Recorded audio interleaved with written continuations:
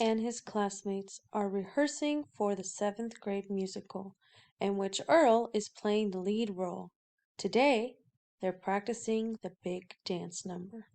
I want us to look to the left-hand side where it states cast of characters.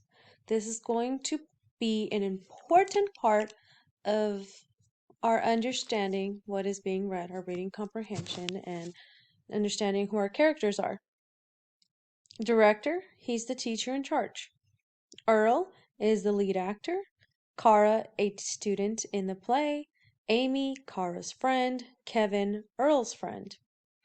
So we're going to start with number 2, director. 1, 2, spin. 1, 2, spin. Good, everybody.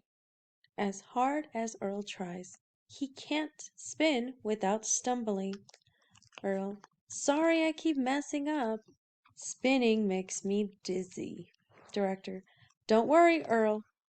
You're doing all of the other steps perfectly. Spins can be difficult, but that's what rehearsals are for. Kara whispers to Amy, how is he going to be the star of the play if he can't spin? Amy whispers to Kara, oh my gosh, such a good question. Director, can someone demonstrate a spin for us? Kara raises her hand quickly. Sure, I'd love to. With a glance at Earl, Kara goes to the front and executes a perfect spin. Everyone claps.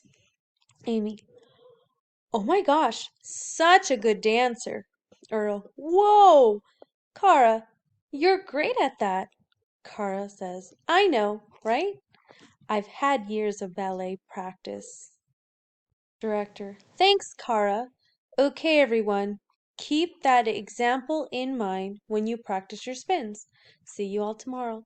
While the others get ready to go home, Earl finds an empty hallway to practice alone. He doesn't notice that Kara and Amy are spying on him. Earl, 1, 2, spin! 1, 2, arr!